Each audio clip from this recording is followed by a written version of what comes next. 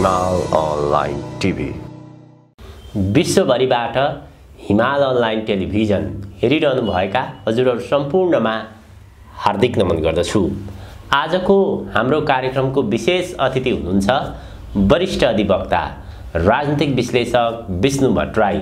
आज म उहाँसँग विशेष गरी पछिल्लो केही दिन यता विकसित नेपालको राष्ट्रिय राजनीतिक घटनाक्रम, नेपालको अबको राजनीतिक गन्तव्यको विषयमा उहाँसँग कुराकानी गर्दैछु। अधिवक्ताज्यू, स्वागत छ हजुरलाई। धन्यवाद। हामीले प्राप्त गरेको सूचना अनुसार पूर्व राजा ज्ञानेन्द्र शाह भारत भ्रमणमा हुनुहुन्छ।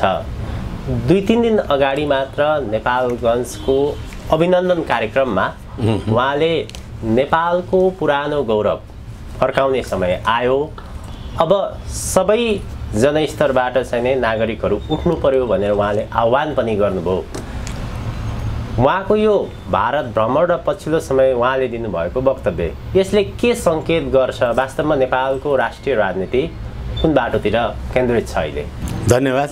पहिलो कुरा त म यो पूर्व राजा कहिल्यै पनि भन्दिनँ, राजा पूर्व हुँदैन। जसरी अहिले वर्तमान प्रधानमन्त्री पुष्पकमलजी हुनुहुन्छ, पूर्व प्रधानमन्त्री शेरबहादुरजी हुनुहुन्छ, त्यसै गरेर ज्ञानेन्द्र पूर्व राजा हुन् भने वर्तमान राजा चाहिँ को हो त? त्यसकारण उहाँ औपचारिक पदमा नभएको हुनाले हामीले भाषा होइन औपचारिक पदमा रहेको नरहेको भने यो औपचारिकता भन्ने कुरा चाहिँ अब फेरि यही नागरिक अभिनन्दन समारोह अथवा जनताको राजकीय सत्ता सम्प्रभु सत्तासँग सन्निहित विषय हुन्छ। र त्यसो त अहिले अस्ति चाहे त्यो इनरुवामा होस् अथवा झापामा होस्, नेपालगञ्जमा होस्, त्यहाँ राजाको स्वागत गर्दाखेरि श्री 5 महाराज धिराज ज्ञानेन्द्र वीर विक्रम शाहदेव भनेर ब्यानर तुल टाँगिएका छन्। र राजाको सचिवालयबाट पनि श्री 5 महाराज धिराज ज्ञानेन्द्र वीर विक्रम शाहदेवबाट बक्सेको सम्बोधन सन्देश भन्ने कुरा उल्लेख भएको छ। त्यसले गर्दाखेरि मलाई लाग्छ नेपाली जनतालाई राज संस्थाको अन्त्यको बारेमा थाहा जानकारी नै छैन औपचारिक रूपमा। अघि भर्खरै तपाईँले जिज्ञासा राख्नु भएको कारणले गर्दा औपचारिक रूपमा पदमा नभएको कारणले गर्दा पूर्व भनिएको भन्ने हो भने नेपालमा राज संस्थाको अन्त्य गर्नुपर्छ कि पर्दैन भनेर नेपाली जनताको थाहा जानकारी सूचना अथवा जनअभिमत के लियो।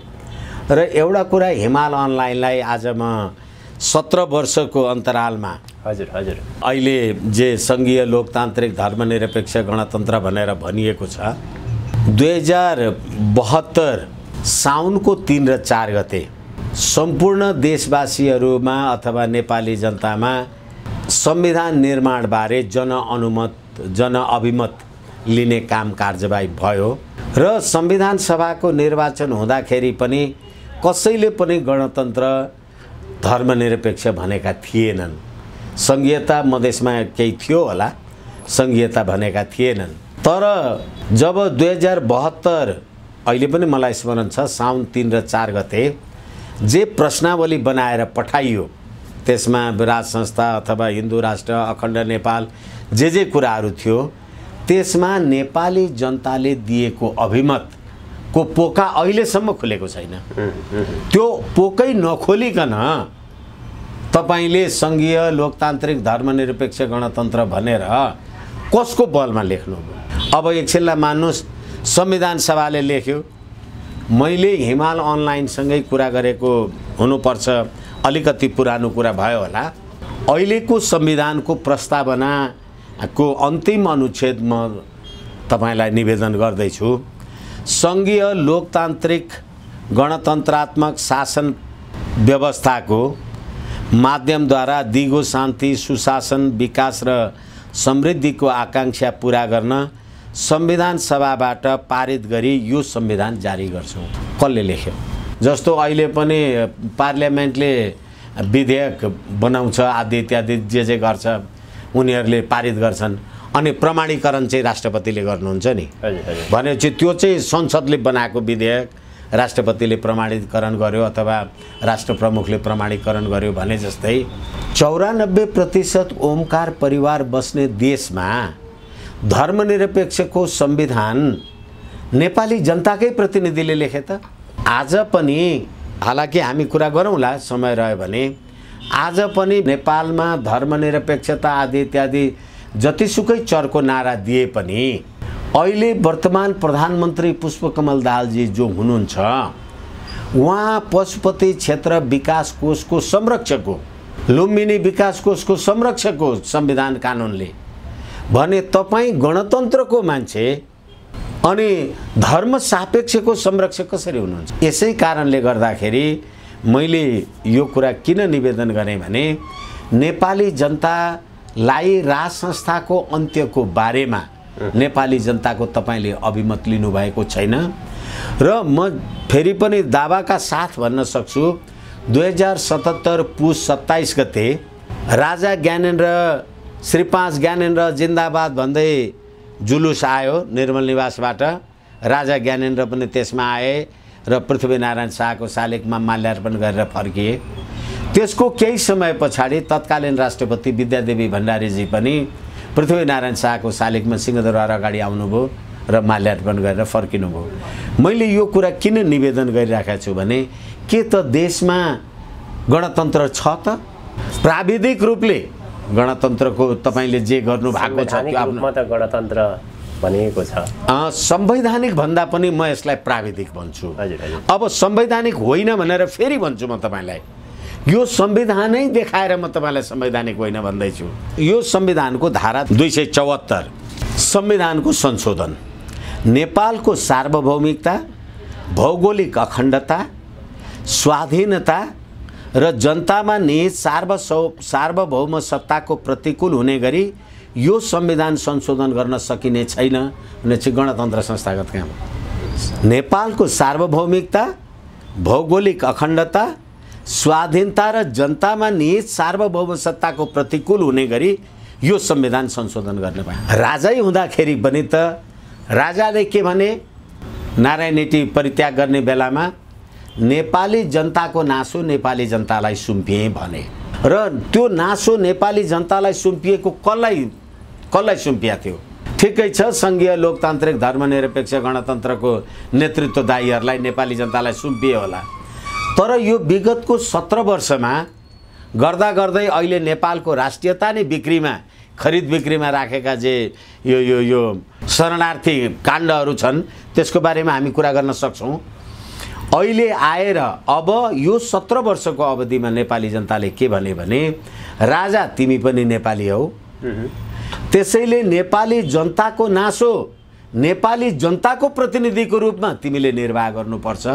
त्यसका लागि हामी नेपाली जनताले तिमीलाई अभिनन्दन, स्वागत समारोह आदि इत्यादि जे कुरा गर्ने गरेका छौँ भनेर नेपाली जनताले भने। र राजाले अस्ति नेपालगञ्जमा 20 गते सम्बोधन गर्दा 64 वर्ष अगाडि राजा महेन्द्रले जे कुरा भने त्यसमा फेरि हामी आउँला। तर एउटा कुरा चाहिँ म फेरि पनि निवेदन गर्छु, मैले आम संसारमा भन्ने गरेको छु, मान्नुहोस् यो देश भोलि सिक्किमको सम्प्रभुता भारतमा विलय भए जस्तो भारतमा अथवा कहीँ विलय होला भयो भने एकछिनलाई मान्नुहोस्। तर सिक्किमको सम्प्रभुता भारतमा कसरी विलय भयो? भारतले युद्ध गर्यो? गरेन। भारतले आफ्नो जे काम गर्यो होला, तर सिक्किमको संसदमा जाने प्रतिनिधिहरूलाई भोट त सिक्किमको जनताले हाले नि।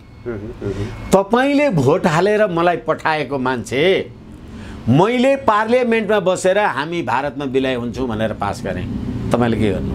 यो कुरा मैले यति पीडाका साथ तपाईलाई स्मरण गर्न चाहेको छु हिमाल अनलाइन, किनभने सिक्किमी जनताले मत हालेर सिक्किमको सम्प्रभुता भारतमा विलय चाहिँ त्यसका प्रतिनिधिले गर्न सक्दा रहेछन्। लु हेरौँ त सिक्किमका जनताले अब फेरि भोट हालेर हाम्रो सम्प्रभुता हामीलाई चाहियो भन्नु त फेरि त हुन्छ? सम्भव छैन। मैले यो उदाहरण किन दिएँ भने अहिले हामी संघीय लोकतान्त्रिक धर्मनिरपेक्ष गणतन्त्र जे भनौँ, नेपाली जनताले भोट हाले, चुनाव जिताए, हाम्रा प्रतिनिधि भनौँ, सिक्किमकै जस्तो लेन्दुप पनि त हुँदो रहेछन् नि जनताका प्रतिनिधि त।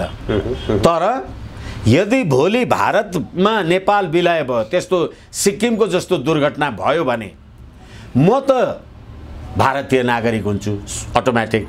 म त्यहाँ राष्ट्रपतिको चुनाव लड्न त पाउँछु नि, पाउनुहुन्छ, तर त्यहाँ राजा हुन चाहिँ पाइँदैन नि।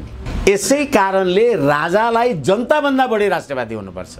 यो अहिलेको पछिल्लो उहाँको सक्रियता गतिविधिको सन्देश चाहिँ के हो त? हो, यसैले अब मैले तपाईँलाई यो कुरा यस कारणले यहाँ जोडेँ कि नेपाली जनताले अब नेपालको राजकीय सत्ता र सम्प्रभु सत्ता नेपाली जनतामा निहित छ, हामी नेपाली जनतामा निहित छ।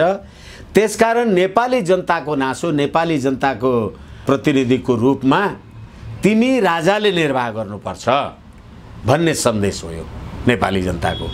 होइन भनेदेखि यो सङ्घीय लोकतान्त्रिक धर्मनिरपेक्ष गणतन्त्रले राज संस्थावादी राजाको हैसियतमा ज्ञानेन्द्रले आम जनतालाई सम्बोधन गर्दै हिँड्दा तपाईँको गणतन्त्र कहाँ गयो? प्राविधिक रूपमा हुनुहोला तपाईँ, तर व्यावहारिक रूपमा गणतन्त्र कहाँ गयो? अर्को कुरा फेरि यही संविधान अन्तर्गतकै कुरा, यो संविधान अन्तर्गत राजा ज्ञानेन्द्रले भनेका थिए, मलाई जहाँसम्म लाग्छ गएको विजयादशमीको सिलसिलामा अथवा कहीँ भनेका थिए, नेपाली जनताले राजनीतिको कोर्स करेक्सन गर्नुपर्छ भनेका थिए। राजनीतिको कोर्स करेक्सन भनेको के? हाला राजाले किन भने त्यो उनी नै जानुन्, तर मैले बुझेको जनताले राजाले भनेको मानेर राजनीतिको कोर्स करेक्सन गरे। कसरी? किनभने गएको मङ्सिर 4 गतेको प्रतिनिधि सभाको निर्वाचनमा 47वटा राजनीतिक दलहरू निर्वाचनमा उठ्दा कुनै गणतन्त्रवादी कुनै यो पार्टीहरूलाई सरकार चलाउने बहुमत नेपाली जनताले दिएनन्। राजनीतिक कोर्स करेक्सन होइन। त्यसैले गर्दा काङ्ग्रेस, माओवादी, मधेसवादी, पहाडवादी, ढुङ्गा हान्ने, ढुङ्गा ताप्ने, कुटाई खाने, ज्यान मार्ने सबै जम्मा भएर 5 दलीय 10 दलीय ठगबन्धन बनाउनु पर्यो। नेपालमा राज संस्था मान्ने शक्तिहरू पनि अथवा नेपाली नागरिकहरू पनि यो गणतन्त्र मान्ने शक्ति नागरिकहरू दुई धारमा त फेरि विभाजित छ। हो, यसैले मैले तपाईँलाई के निवेदन गर्दैछु भने यो संविधान अन्तर्गतको दोस्रो निर्वाचन हो। पहिलो निर्वाचन 2074 मङ्सिर 10 र 20 गते भयो। कसले बहुमत पायो? तपाईँले बहुलवादमा आधारित बहुदलीय प्रजातन्त्रको संविधान हो यो। त्यो संविधान अन्तर्गत भएको पहिलो निर्वाचनमा 2/3 बहुमत त कम्युनिस्टको आयो नि, प्रजातन्त्रवादीको त आएन। अनि कम्युनिस्टहरूलाई 2/3 बहुमत नेपाली जनताले दिएर पठाए, प्रजातन्त्रवादीलाई हुँ भन्नेलाई दिएनन्। तर तिनीहरूले 2/3 बहुमतको संसद पनि 5 वर्ष चलाउन सकेनन्। 3 वर्षमै 2 चोटि विघटन गरेर के भयो त्यो जगजाहेर छ, अब नदोहोऱ्याइराख्नु। अब कम्युनिस्टलाई प्रजातान्त्रिक संविधान अन्तर्गतको राज्य सत्ता चलाउन दिँदा त्यही हाल हुने रहेछ। अनि दोस्रो पटक भएको निर्वाचनमा नेपाली जनताले कसैलाई बहुमतै दिएन। यसलाई के भन्ने? संविधान अन्तर्गत अथवा प्रजातान्त्रिक प्रक्रिया अन्तर्गत यहाँले व्याख्या विश्लेषण गरिरहँदाखेरि राज संस्था चाहिने औपचारिक पार्टी राष्ट्रिय प्रजातन्त्र पार्टी राप्रपाको त जम्मा 14 सिट मात्र त आयो फेरि। हो, अब राप्रपाको जम्मा 14 सिट मात्रै किन आयो? हामी सिटको हिसाब गरिराखेका छौँ। 1,09,79,000 समानुपातिकको सदर मत, खसेको मत 1,06,00,000 मध्ये 1,03,79,000 भनेपछि त्यसमा 3% भोट नपाइकन त राष्ट्रिय पार्टी त हुँदैन। अनि राष्ट्रिय पार्टी भएर प्रतिनिधि सभामा प्रवेश गर्ने पार्टी कति भनेदेखि प्रतिनिधि सभामा प्रवेश पाएको दल जस्तो माधव नेपालजीको दलले त 3% पुर्याउन नसकेर राष्ट्रिय पार्टी भएन भने एक थ्रेसहोल्ड त्यसैले 1,03,79,000 मत मध्ये 90,98,000 मतको मात्रै प्रतिनिधित्व छ पार्लियामेन्टमा। माधव नेपालजीहरूको त थ्रेसहोल्ड नपुगेर भएन। तर अब त्यो 90,98,000 जुन मत छ त्यसमा राप्रपाले पाएको भोट भनेको 5,87,000 हो, झन्डै 10-11%। यसै कारणले नेपाली जनताले हालाकि प्राविधिक रूपले अब एकछिनलाई मान्नुहोस्, तपाईँ मनाङमा चुनाव लड्नुभयो, 5,000 भोट ल्याएर जित्नुहुन्छ। तपाईँ अब बारा पर्सा अब विराटनगर काठमाडौँ जस्तो ठाउँमा चुनाव लड्नुभयो तपाईँलाई 20,000 25,000 भोट चाहिन्छ। उहाँ दुर्गम ठाउँबाट 5 जना मान्य जित्ने बराबरको भोट यहाँ ल्याउँदाखेरि पनि तपाईँ हार्नुहुन्छ। त्यसैले पार्लियामेन्टको प्राविधिक सदस्यता आफ्नो ठाउँमा छ, तर नेपाली जनताले चाहिँ यो सङ्घीय लोकतान्त्रिक धर्मनिरपेक्ष गणतन्त्रमा मत हाल्ने हो भने राजावादी पार्टीलाई 5,87,000 मत दिँदैन नि। हो, यसैले राजनीतिको कोर्स करेक्सन हो। तर अहिले राष्ट्रिय प्रजातन्त्र पार्टी, हालाकि अब उनीहरूको आफ्नो के कुराले गर्दाखेरि उनीहरू सरकारमा सामेल भए के भए त्यो आफ्नो ठाउँमा छ, तर राष्ट्रिय प्रजातन्त्र पार्टीलाई नेपाली जनताले 17,000 नेपाली जनताको शहादतका लागि मतियार भएका दलहरूसँग साँठगाँठ गरेर सरकारमा जानको लागि त मत दिएको थिएन। अहिले अब एकैछिन एक लाइन भनेर टुङ्ग्याउँछु म। त्यो थिएन भन्ने कुरा कसरी प्रमाणित भयो भने अस्ति मङ्सिर 4 गते चितवनबाट विक्रम पाण्डे जस्ता मान्यहरू चुनाव जितेर आए। त्यही चितवनमा राष्ट्रिय प्रजातन्त्र पार्टीको मान्छे चुनाव लड्दा 300 भोट पनि काटेन। भन्नुको अर्थ जनताले तिमीलाई गणतन्त्रको सरकारलाई खुट्टा ढोग्न भनेर पठाएको होइन रहेछ नि। यसै कारणले गर्दाखेरि यो नागरिक अभिनन्दन अहिले राजाले जे भनेका छन् र जे नागरिक अभिनन्दन भइराखेको छ, यो नागरिक अभिनन्दन त्यसतर्फ उन्मुख छ। यो पछिल्लो गतिविधि हेर्दाखेरि अथवा हामीले अझ यसलाई टु दी पोइन्टमा कुराकानी गर्दाखेरि राजा ज्ञानेन्द्र शाहले चाहिँ नेपालको पुरानो गौरव फर्काउने समय आयो, त्यसका लागि सबै नागरिकहरू एक हुनु पर्यो, आफ्नो ठाउँबाट लाग्नु पर्यो भनेर उहाँले आह्वान पनि गर्नुभयो। तर त्यो आह्वान गरे पश्चात चाहिँ उहाँ भारततर्फ लाग्नुभयो। उहाँले दिन खोज्नु भएको सन्देश चाहिँ के हो? कोरोना महामारीको बेलामा कुम्भ स्नानको लागि त्यहाँका पीठाधीश मठाधीशहरूले राजा ज्ञानेन्द्रलाई श्री 5 महाराज धिराजको हैसियतमा चिठी लेखेर कुम्भ स्नानको लागि त्यो मेलाको अतिथिमा चिठी लेखेर पठाए। अब राजा त्यही हैसियतमा गए, त्यही हैसियतमा फर्के। यसलाई अझ मैले जस्तै राजा ज्ञानेन्द्र शाहलाई श्री 5 महाराज धिराजको रूपमा भारतले मनोनित गरिदिनु पर्ने कि नेपाली जनताले? हो, यसमा पनि कुरा र अलिकति म एउटा कुरा भन्छु। अनि भन्दा मैले आम सञ्चारमै भने नेपालमा गणतन्त्र थियो भने त ज्ञानेन्द्रले त श्री 5 को हैसियतमा निम्तो मान्यो। श्री 5 कै हैसियतमा बाहिर जाँदा त उसलाई त रोक्नु पर्थ्यो नि। तिमी श्री 5 त होइन, अघि तपाईँले भने जस्तो तिमी पूर्व राजा हो, पूर्व राजा ज्ञानेन्द्र आऊ भनेको भए ठिक छ, सरकारले त रोकेन। भन्दा मलाई त्यतिखेर आम सञ्चारको साथीहरूले के प्रति प्रश्न अथवा जिज्ञासा राख्नुभयो भने होइन कुनै मठाधीश पीठाधीशले भनेर हुन्छ र भारत सरकारले त उसलाई बोला होइन नि, सरकारले त श्री 5 भनेन नि भनेर भन्नुभयो। मैले के भने अहिलेको भारतीय जनता पार्टी अथवा अहिलेको जुन सरकार छ, सत्ता पक्ष छ, नेपालको राजकीय सत्ता र सम्प्रभु सत्ता नेपाली जनतामा निहित रहन्छ भने जस्तै भारतको सरकार बनाउने पनि त तिनै मतदाता हुन्, तिनै हिन्दू राष्ट्रवादी हुन् भने उनीहरूले श्री 5 भनेर बोलाउँदाखेरि भारतले पनि त अब्जेक्सन गरेन नि। अब अहिले तपाईँले भनेको कुरालाई 64 वर्ष अगाडि राजा महेन्द्रले जे कुरा भनेका थिए, 64 वर्ष अघि स्वर्गवासी बाबुले तत्कालीन राज्य व्यवस्थाको बारेमा जे कुरा भने त्यो कुरा भन्नका लागि उनको शब्द चेतनामूलक सम्बोधन गर्नको लागि म बाध्य भएको छु भनेर भने। अब उनी यो चेतनामूलक सम्बोधन गरे र यसको भाइब्रेसन त देश विदेशमा परेको छ र अहिले यूपीबाट औपचारिक रूपबाट नै उत्तर प्रदेशका मुख्यमन्त्रीको औपचारिक निम्तोमा राजा ज्ञानेन्द्र 10 दिनको लागि बाहिर गएका छन् भन्ने कुरा मैले आम सञ्चारबाट सुनेको हुँ। म आधिकारिक रूपले मैले चिठी हेरेँ हूँ, मैले के गरेँ हूँ भन्ने म को हो र भने आम सञ्चारमा मैले यस कारणले गर्दाखेरि अब तपाईले भर्खरै भन्नुभए अनुसार भारतले भन्देर चीनले भन्देर अथवा कसले भन्देर राजा हुने हो र भन्नका लागि त नेपाली जनताले त संवैधानिक राज संस्था हिन्दू राष्ट्र अखण्ड नेपालको विरुद्धमा नेपाली जनताको अभिमतै छैन। जुन अघि सुरुमा मैले तपाईलाई भने 72 साउन 3 र 4 गतेको जनताको अभिमत लिएका पोका अहिलेसम्म खोलेकै छैन। अहिले यो सन्दर्भमा यो संवैधानिक अथवा यो जनताको प्रसङ्ग उठान गरिरहँदाखेरि यो सन्दर्भमा चाहिँ जनमत सङ्ग्रह गर्दाखेरि ठिक होला? जनता के भन्छन्? जनताले राज संस्था चाहन्छन् कि अथवा गणतन्त्र चाहन्छन् कि गणतन्त्रको पक्षमा नेपाली जनता कति उभिन्छन्, राजतन्त्रको पक्षमा नेपाली जनता कति उभिन्छन्? यो कुरा चाहिँ अभिमतबाट नै फैसला गर्दा ठिक होला नि त्यसो भए त?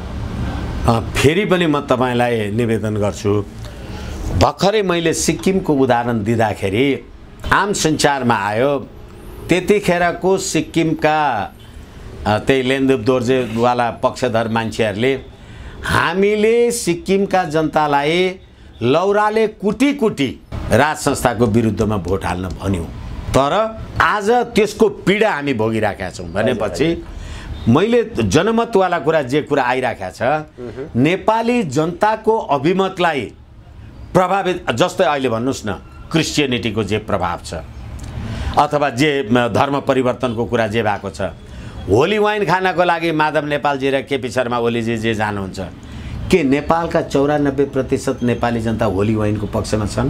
होइन, अहिले त माहौल पनि छ गणतन्त्र। अब एकैछिन म यो कुरालाई अलिकति मेरो धारणा प्रष्ट गर्नका लागि, त्यसै कारणले गर्दाखेरि अहिले तपाईँले यदि जनमतवाला कुरा गर्नुभयो भनेदेखि मेरो विचार देशी विदेशी प्रभाव र दबावको भरमा, जस्तै भन्नुहोस् माओवादी जनयुद्ध सुरु गर्दा भारतको विरुद्धमा रुकुम रोल्पामा सुरुङ युद्ध गर्न लगाउने, सुरुङ खन्ने लगाउने पुष्पकमल दाहालजी, अनि तिनै पुष्पकमल दाहालजी भारतको एसडी मुनिजीकोमा गएर दाल भात खाने, नाउँ चाहिँ माओ सेतुङको लिने गरेर आएको होइन यो। यस कारणले गर्दाखेरि त्यो जुन आर्थिक प्रलोभन आदि इत्यादि दबाव प्रभाव शक्ति सामर्थ्य जे प्रयोग हुन्छन् त्यो जनमतमा त्यो प्रयोग हुन्छ, तर नेपाल राष्ट्रको एकीकरण, नेपाल राष्ट्रको निर्माण नै राजा र प्रजाको संयुक्त बलमा भएको राष्ट्रिय एकीकरण अथवा नेपाल राष्ट्रको एकीकरण भएको कारणले गर्दा अब त्यसो भने त फेरि अर्को प्रश्न पनि गर्न सकिन्छ, होइन चीनले राजा चाहिँ चाहिन्छ भन्यो अथवा भारतले चाहिन्छ भन्यो भने चाहिँ चीनलाई चाहिएको राजा रहेछ भने नेपालीको त होइन रहेछ नि भन्ने पनि प्रश्न त गर्न सकिन्छ। हजुर हजुर। तर नेपालको राजनीतिक स्थायित्व र स्थिरता, अहिले भर्खरै पनि म यहाँ हेर्दै थिएँ एउटा कुरा, यो अस्ति हिउँदे अधिवेशन 120 दिन चल्दाखेरि जम्मा 90 घण्टा काम भयो र नेपाली जनताले अब त्यो जे गरे आदि इत्यादि जे गरे, र नागरिकता विधेयक राष्ट्रपतिले जतिखेर जे होल्ड गर्नुभएको थियो, अब अहिले नागरिकता विधेयक पार्लियामेन्टमा ल्याउनु चाहिँ नपर्ने, रामचन्द्र पौडेललाई सिधै भनेर त्यो अस्तिको त्यहाँ छ नि पेन्डिङमा त्यो पास गर भनेर भन्ने। हेर्नुहोस् त के हुँदो रहेछ। आज सार्वजनिक सञ्चार माध्यममा आयो संविधानको धारा 113 बमोजिम, उनीहरूकै संविधानको कुरा गर्ने न हो हामी। हजुर हजुर। संविधानको धारा 113 ले के भन्यो भने 13 को 4 भनेपछि राष्ट्रपतिले सन्देशसहित कुनै विधेयक फिर्ता त गर्नुभयो। हजुर हजुर। फिर्ता गरिसकेपछि जस्ताको त्यस्तै अथवा संशोधन गरेर पार्लियामेन्टले फेरि पठायो भने राष्ट्रपतिले प्रमाणीकरण गर्नुपर्छ भनेको छ। अब म तपाईलाई यो सुनाऊ 113 को 4, राष्ट्रपतिले कुनै विधेयक सन्देशसहित फिर्ता गरेमा त्यस्तो विधेयकमाथि दुवै सदनले पुनर्विचार गरी त्यस्तो विधेयक प्रस्तुत रूपमा वा संशोधनसहित पारित गरी पुनः पेश गरेमा त्यसरी पेश भएको, अब मैले तपाईलाई फेरि ध्यानाकर्षण गर्दैछु, त्यसरी पेश भएको 15 दिनभित्र राष्ट्रपतिले प्रमाणीकरण गर्नेछ। कति दिन भयो? र अहिले हिजो जुन विधेयक तपाईँले पास गर्नुभयो, हिजो विधेयक पास गर्ने संसद सदस्यहरू अहिले चुनाव जितेर आएका छन्, कति हारे? त्यही हो नेपाली जनताको अभिमत है। अनि यस कारणले गर्दाखेरि राजा र प्रजाको क्रियाशीलतामा सक्रियतामा जे होस्, वैभवमा क्षमतामा जुन राष्ट्र निर्माण गरेका थियौँ हामीले, र अघि अस्ति राजाले अब ठिक छ भूमि सुधार, राजमार्ग अथवा यो नागरिकता, राष्ट्र ब्याङ्क, नेपाली नोट आदि इत्यादि बनाउने, पशुपति विकास कोष, लुम्बिनी विकास कोष, महेन्द्र प्रकृति संरक्षण कोष, भूमि सुधार जस्ता अनेकन जे काम कारबाही गरेका थिए, आज पनि त्यही राजाले बनाइदिएको भूमि लागू गरिदिएको भूमि सुधारद्वारा म 100 बिघा जग्गाको मालिक थिएँ, मलाई 25 बिघाभन्दा बढी पाउँदैनस् भन्यो, 75 बिघा जम्मै चाहिँ अरू कमाउने मोहीहरूले खाए। आज राजा महेन्द्र नभएको भएदेखि यी कम्युनिस्ट कहाँ हुन्थे। यसै कारणले राजाले त्यसरी थामेको थियो। हिजो जङ्गबहादुरलाई जसुकै गाली गर न, तिमी के बाँके बर्दिया कैलाली कञ्चनपुरको बारेमा प्राइड गर्दैनौ। ठिक छ, यो छुट्टै बहसको विषय पनि होला अलिकति, अनि त्यसै कारण पनि होला। हो, त्यसै कारणले सँग मैले कहाँनिर जोड्न खोजेको हो भने जसरी अहिले राजा ज्ञानेन्द्र शाहको सक्रियता बढेको छ, उहाँ अहिले भारत भ्रमणमा हुनुहुन्छ। भारतले के अहिले नेपालमा कोर्स करेक्सन गर्न चाहेको हो, नेपालमा राज संस्था पुनर्स्थापित गर्न चाहेको हो? नेपाली जनताले राजनीतिको कोर्स करेक्सन गरे जनअभिमतद्वारा, त्यसलाई छिमेकी मित्र राष्ट्रको हैसियतले त्यसप्रति चासो र उत्सुकता भारतले देखाउनु स्वाभाविक। तर केही दिन अगाडि मात्र प्रधानमन्त्री पुष्पकमल दाहालले के भन्नुभयो भने पछिल्लो समय आन्दोलनबाट प्राप्त उपलब्धि उल्टाउनको लागि यहाँ विभिन्न प्रकारको षड्यन्त्रहरू भइरहेको छ, खेलहरू भइरहेको छ। प्रधानमन्त्री पुष्पकमल दाहालमाथि जति बेला चाहिँ नि द्वन्द्वकालको घटनाले लिएर सर्वोच्च अदालतमा उहाँमाथि रिट दायर भयो, त्यसपछि पूर्व माओवादी पृष्ठभूमि भएका दलहरू एक ठाउँमा उभिए, बालुवाटारमा उहाँहरू बिच छलफल नै भयो। यदि यो उपलब्धि उल्ट्याउने कोसिस गर्छ भने, षड्यन्त्र हुन्छ भने त्यो हाम्रो लागि सह्य पनि हुन्न। फेरि पनि हामी बन्दुक उठाउन तयार छौँ। यो प्रकारको अभिव्यक्तिहरू त सार्वजनिक भयो नि। आन्दोलनबाट प्राप्त उपलब्धि, तपाईँले आन्दोलनबाट प्राप्त गरेको उपलब्धिले आज देश कहाँ पुग्यो?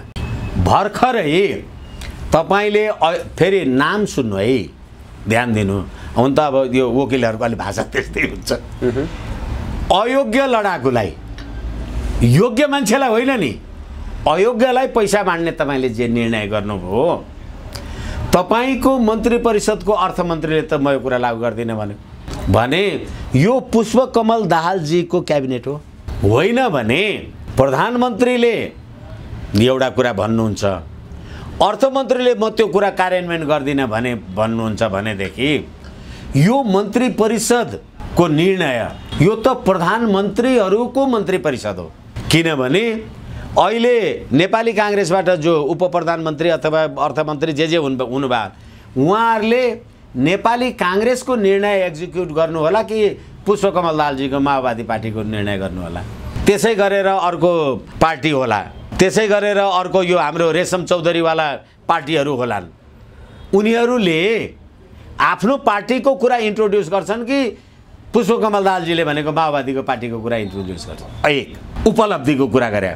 र अर्को कुरा के भनेदेखि अहिले यो अब फेरि यो नेपाली जनतालाई नेपाल राष्ट्रै बेचेर शरणार्थी बनाउने कुरा गर्नुभएको छ, यो कत्रो उपलब्धि होला। अनि अझै अर्को पृथ्वीनारायण शाहको शालिग तोडेर आउनुभयो, लेनिन स्टालिन र ख्रुश्चेभ उसको चाहिँ पूजा गर्नुहुन्छ भने चाहिँ यो अर्को यो उपलब्धि नेपाली जनतालाई किन चाहियो?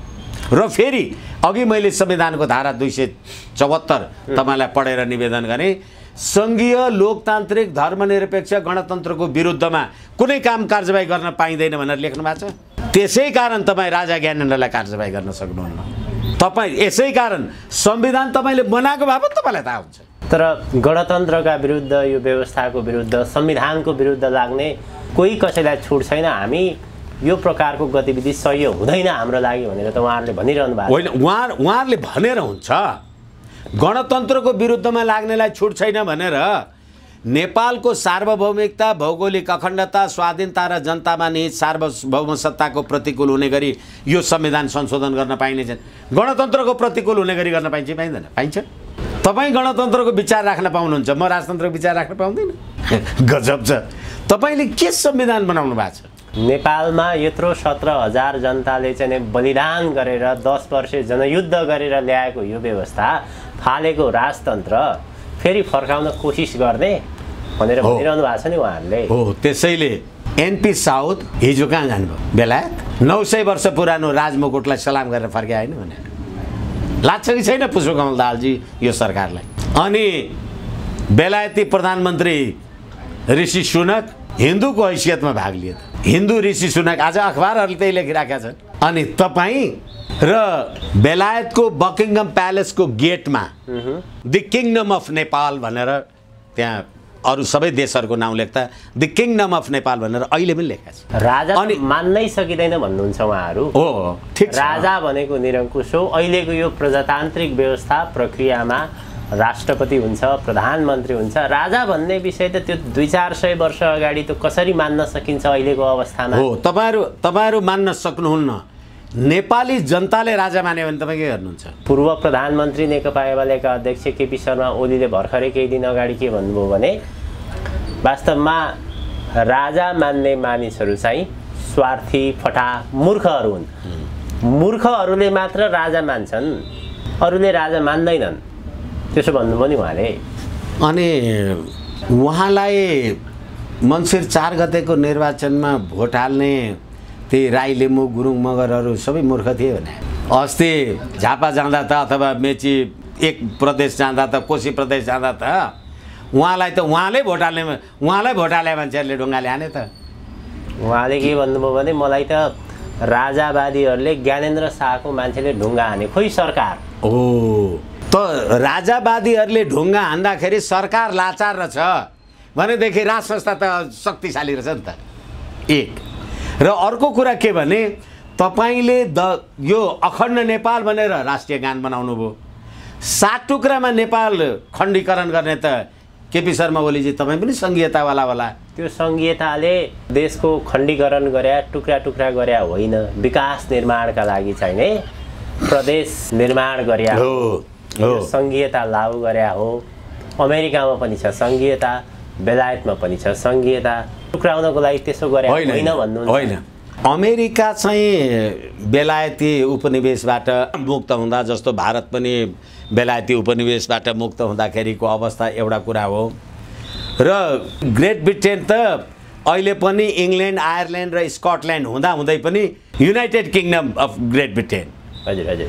अनि त्यसै कारणले गर्दाखेरि अहिले संसारमा कुन चाहिँ देश एकात्मक देश टुक्रा गरेर सङ्घीयता भएको छ? युगान्डा जस्ता देशहरू यसरी नै तपाईँले सङ्घीयतामा टुक्राउँदा, अथवा राजा भने हामी मान्दैनौँ, जेसुकै गर्नुहोस्। हिजो तपाईँ नारायण हिटीमा एकजना मान्छे, एउटा परिवार, राजपरिवार, राजा बस्थ्यो र त्यसलाई तपाईँ राष्ट्रिय सलामी दिनुहुन्थ्यो। अहिले तपाईँ 7वटा प्रदेशमा कतिवटा प्रदेश प्रमुख राजा छन् र टुलमा तौलिया राखेर सलामी दिनुहुन्छ। बाँकी छ भनेको। र त्यसमा फेरि जातीयता, साम्प्रदायिकता। राजा महेन्द्रले त 2020 सालमा मुलुकी ऐन ल्याएर कालका प्रभावले शास्त्रबाट मात्रै साना ठुला सबैलाई कसुर अनुसार एउटै सजाय होस् भन्नका लागि यो ल्याए आदि इत्यादि भनेर मुलुकी ऐन भदौ 1 गते जारी गरे। अहिले पनि भदौ 1 गते नेपालका लागि छुवाछुत उन्मुक्ति दिवस। तर अहिले तपाईँ होइन, यो दलित भएको यसले 5वटा कोटा पाउने, यो कामी भएको यसले पाउने, यो लिम्बू भएको हुँदा यसले पाउने, यसले मधिसे भएको भनेपछि तपाईँले देशलाई जात, वर्ग, धर्ममा भन्न चाहिँ धर्मनिरपेक्ष कतिवटा टुक्रामा विभाजन गर्नु, यही हो उपलब्धि। हिजो राजाको विरुद्ध नेपाली नागरिक किन उठे सडकमा? होइन होइन, तपाईँले राजतन्त्र मुर्दाबाद भनेर नारा लगाए कहाँ सुन्नुभयो? सडकमा लागे त। 65-63 को दोस्रो जनआन्दोलनमा म त्यो कुरा फेरि पनि मान्न तयार छैन। 2063 जेठ 4 गतेको प्रतिनिधि सभा घोषणाको प्रस्तावनामा वर्तमान यो आन्दोलनलाई राजाको समेत सहभागितामा आन्दोलनको समापन गर्यौँ भनेर त्यसको पृष्ठभूमि लेखा छ। र त्यसको त्यो प्रतिनिधि सभा घोषणा 2063 जेठ 4 गतेको प्रतिनिधि सभा घोषणाको दफा 4, 3, 4, 5 मा हेर्नुभयो भने अबदेखि राजपरिवारको जेठो सन्तति राजा हुन्छ। हजुर हजुर। अब यही प्रसङ्गमा हामी कार्यक्रम लामो हुन्छ, कार्यक्रमको लगभग अन्त्यतर्फ छौँ। जसरी अहिले राज संस्थाको कुरा, चर्चा परिचर्चाहरू उठिरहेका छन्, अब यसको अलिकति हामीले ऐतिहासिक पाटोतर्फ जाने हो भने नेपालमा राज संस्था जानुको प्रमुख कारणलाई हाम्रो छिमेकी राष्ट्र इन्डियाले धोका दियो। त्यति बेला चाहिँ श्याम शरण र करण सिंहले वास्तवमा धोका नदिएको भए नेपालमा राज संस्था जाँदैन थियो। राज संस्था पनि गैर कानुनी ढङ्गबाट गएको छ भनेर भन्छन्। अब जसले धोका दियो उसैले फर्काइदिन्छ, उसैमाथि विश्वास कसरी गर्न सकिन्छ? अब दुईटै कुरा हेर्नुपर्छ। तपाईँको घरमा म गएँ भने पनि तपाईँ र मेरो बिचमा भेट हुन्छ, मेरो घरमा तपाईँ आउनुभयो भने पनि भेट हुन्छ।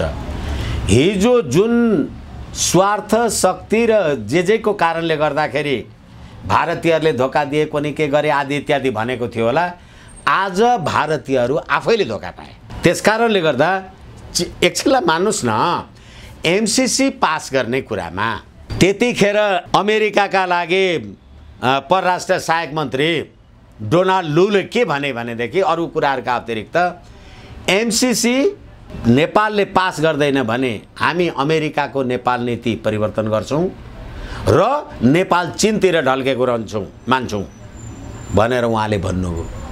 र माओवादीहरूले लीलामणि पोखरेलजीहरूले के भने एमसीसी पास गरिँदैन बरु खरानी हुन्छ, एमसीसी पास गरिँदैन भने अहिले एमसीसी के भयो? पास भयो। अनि होइन, माओवादीहरू कहाँ भए? खरानी भए के भए? यसकारणले गर्दाखेरि अहिले चिनियाहरू मेरो देशको नेताको नाउँमा आन्दोलन गर्ने, 17,000 मान्छे मार्ने र संसदीय व्यवस्थाको भाषमा जाने। तिमीलाई सरकार चलाउन नेपाली जनताले अनुमति दिँदा 2/3 बहुमत दिएको तिमी 3 वर्ष टिकाउन नसक्ने, अनि त्यहाँबाट तिमी केपी शर्मा ओलीको विरुद्धमा आन्दोलन गर्दाखेरि त पुष्पकमल दाहाल र माधव नेपालजीहरूले हामीले यत्रो प्रजातान्त्रिक आन्दोलन गरेका छौँ, प्रजातान्त्रिक विश्वले हामीलाई हेरेन भनेर प्रेस मिट गर्ने तपाईँहरू होइन भने। अब त्यसैले यिनीहरूबाट काम चल्दैन भन्ने कुरा भारतले थाहा पाएर यिनीहरूबाट धोका भयो। किनभने गोठमा अथवा घरमा बाख्रो पालेर सिम्मको स्वाद हुँदैन। बाख्रा हुन्छ नेताहरू के हुँदैन भने नेता भनिरहेका छन्। 10 वर्ष जनयुद्ध लडेर आएको प्रसङ्ग हो, त्यसैले 10वटा ठगबन्धन अस्ति हेरिहाल्यो नि हैसियत। अहिले माओवादीहरू म्याउवादी हुनुभएको छ, बाँकी छ। अब यो फेरि नेपाली जनतालाई शरणार्थी बनाएर बेच्ने, बाप रे बाप, राष्ट्रको सम्प्रभुता बेच्ने यो उपलब्धि हो। अनि यसलाई समाप्त नगरेर के गर्ने त? केही जनताहरूले त ताली बजाइरहेका छन्, वाउ अहिलेको सरकारले चाहिँ नि देशका विरुद्ध गलत काम गर्ने, अपराध गर्नेलाई चाहिँ सरकारले कानुनी दायरामा ल्यायो, विशिष्ट व्यक्तिहरूलाई पनि छोडेन। हिजोको दिनमा चाहिँ नि मन्त्री भइसकेका यस्तो प्रकारको चाहिँ नि निर्णय गर्न सक्यो सरकारले भनेर केही जनताहरूले ललिता निवास कहाँ गयो? वाइट बडी खोइ, सेक्युरिटी प्रेस खोइ, बिस्तारै आउला कि। यसै कारणले गर्दाखेरि प्रसङ्ग के भने ट्रान्सपरेन्सी इन्टरनेसनलको पछिल्लो रिपोर्ट अनुसार नेपाल संसारको भ्रष्टतम राज्यहरूको सूचीमा 34औं नम्बरमा भनेदेखि अब त्यो सारा भ्रष्टाचारी अघि हामीले करसर दुनियाँभरि आदि इत्यादि कुरा गरिसक्यौँ, दोहोऱ्याएर नगरौँ। तर तपाईँले यो नेपालको राष्ट्रिय एकता, अखण्डता र स्वाधीनता र सम्प्रभुताको रक्षाका लागि वास्तवमा मुलुकको राष्ट्रियताको सौदा गर्नु र त्यो सौदा गरेको कुरा चाहिँ सत्तामा बसेर तपाईँहरू शरणार्थीको नाउँबाट नेपाली बेच्नुहुन्छ। तपाईँ त्यो नेपाली बेच्ने अपराध कसले गर्यो? यही व्यवस्थाले होइन कि? अब हामीले आम संसारको माध्यमबाट नेपालमा राज संस्था पुनर्बहाली हुने लगभग निश्चित भयो, त्यो प्रकारको अहिले कार्यक्रम भइरहेको हो। अब हामी विश्वस्त हुन सक्छौँ कि के? राजनीति सम्भावनाको खेल हो। दिल्लीमा 12 बुँदे समझदारी गर्दाखेरि त्यो सैसाब गर्ने 7 जना मान्छेहरू थिए होला, आखिर भोलि आन्दोलन के भयो, कता कता भयो। तर नेपाली जनताले, नेपाली जनताकै स्वविवेकमा नेपाली जनताले नै राज संस्थाको बारेमा यो जे नागरिक अभिनन्दन मार्फत जे आन्दोलन गरेका छन्, शान्तिपूर्ण आन्दोलन, यसले सरकारलाई, सङ्घीय लोकतान्त्रिक धर्मनिरपेक्ष गणतन्त्रलाई नेपालमा राज संस्थाको वाञ्छनीयता छ भन्ने कुरा स्थापित गरेका छ र यो गरिरहनुपर्छ। कतिपयले त फेरि यो नागरिक अभिनन्दन कार्यक्रममा जसले आयोजना गरिरहेको छ, जो मानिसहरू छन् त्यहाँ अधिकांश सिआइए र रका मानिसहरू छन्, एजेन्टहरू छन्, त्यसो पनि भन्छन् राजालाई चाहिँ उचालेर फेरि भिडबाट झार्दिने हो कि भन्ने त्यस्तो प्रसङ्ग पनि आइरहेको छ। त्यो राजनीतिमा असम्भव केही हुँदैन र शङ्का गर्न पाइन्छ। शङ्काको घेरामा चाहिँ हुनुहुन्छ? होइन, शङ्का गर्न चाहिँ पाइन्छ। एकछिनलाई मान्नुहोस् न, मै अहिले तपाईँलाई जे जति भनिराखेँ कुनै आधार र प्रमाण बिना होइन, अब यो मान्छेले यसो गर्यो होइन भने त यस्तो भन्नुपर्ने, आज यस्तो पो भन्यो, पक्का यो कसैले केही बोक्या होला, शङ्का त गर्न पाइन्छ नि। तर के हो भने त्यसलाई तथ्यगत रूपले प्रमाणित नगरुन्जेल सचेत हुने हो शङ्का गर्न पाइन्छ। हस्, आजकै हजुरको अत्यन्त महत्त्वपूर्ण समय र विचारप्रति धेरै धेरै आभार प्रकट गर्न चाहन्छु। हजुर, हस्, धन्यवाद।